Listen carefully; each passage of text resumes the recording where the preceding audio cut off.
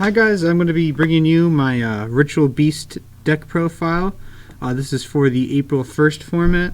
I went to my locals over the weekend and we're playing with the new ban list, so I decided to give Ritual Beast a try. So I've been play testing a lot with the deck and I think it's going to be pretty viable for the next format, so I'll be showing you guys my build. So for the monsters, we played 3 copies of Elder. He is the playmaker of the deck. He allows you to normal summon another Ritual Beast card from your hand, which is definitely helpful on setting up your combos. For the other tamers, we've just played 2 Wen and 2 Laura. This one lets you get one from your graveyard, and this one lets you get one from your banish zone. Very essential to making your combos and plays go off. For the Ritual Beasts themselves, we play 3 copies of Cannahawk. He's by far the best one, as he is a walking gold sarcophagus, allowing you to banish a Ritual Beast from your deck, and in 2 turns you could add it to your hand. While that effect usually doesn't tend to go off, his effect to banish is the best part of Cannahawk. And then the other combo guy is 3 Rampengu. I know a lot of people only play 2, but I found 3 to help boost the consistency of this deck, because opening Elder, Rampengu definitely start off a lot of good combos there. Very helpful card. To the other ones, 2 Apelio and 1 Petalfin. This guy, pretty much exclusively for pushing for OTKs, but it can get rid of a lot of problem cards, as you can use Rampengu to send it to the graveyard, and then you can search out one of your Lauras to bring this back, banish a Ritual Beast from your hand, and start pushing for a game. Apelio is probably my favorite card of the deck, as it helps you in a lot of situations for the OTKs, playing defensively, because you can use its effect on either player's turn, or just start filling up your banish zone to use with Cannahawk to start adding cards. That's it for the monsters. Very, very standard. Onto the spells. 3 copies of Emergency Teleport. I personally find this to be very good at 3. I know a lot of people are opting to play 2, but going turn 1, it can help set up a lot of combos. It can also be used for OTKs, other things among that. Always suggest running this card at 3. And then 3 Upstart Goblins. You are playing a combo-based deck, and I find it to be inconsistent at times, so to help boost the consistency up, we're going to play 37 cards. So 3 Upstarts. 3 Mystical Space Typhoon. While not good against Nekroz, it is extremely helpful in other matchups, getting rid of floodgates, other traps to help you push your combos through so they can't stop you. For the one-off spells, we have 1 D-Fissure, 1 Book of Moon, 1 Raigeki, 1 Bond, and 1 Gold Sarcophagus. I opted not to play Foolish. I know that Foolish Lara is a very strong combo, but I found it in testing to be pretty inconsistent, as I'd mostly draw it late games, and I never usually drew it first to help me OTK. And the fact that Tempest is banned, it's really not as useful as it used to be, so I cut that card for this format.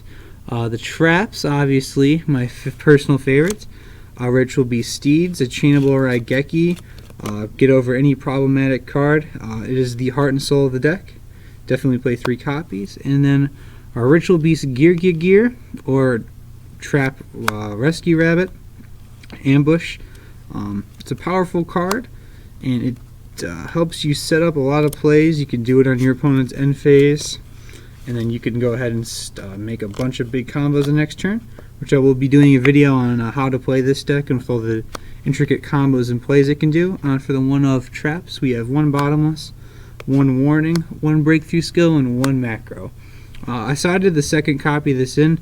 This was just through playtesting. I was playing 2 and 1, and I found it to be very helpful in a lot of situations. You can negate one of their big cards, and then you can negate a Unicorn on your turn if you want to make an Exceed play, etc., etc.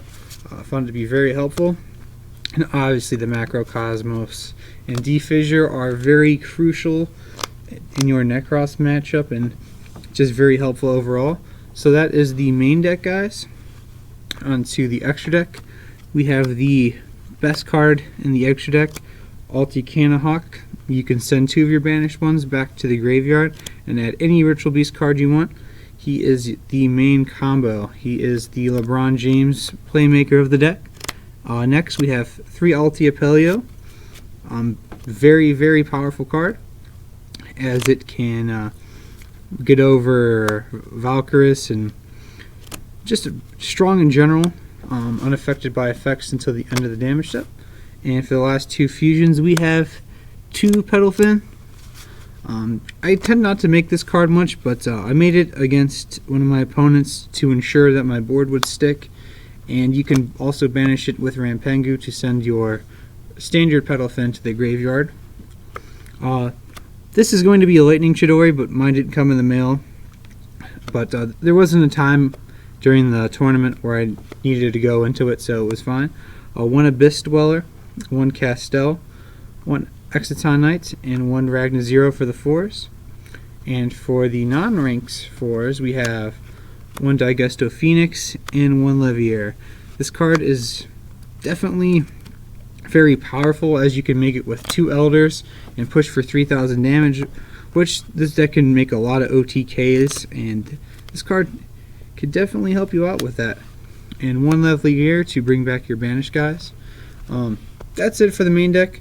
The side deck is still in a lot of work, but I made the side deck to go with my locals meta, so I played copies of Hand Traps, some Floodgates and Mind Crushes, and Flying Seas.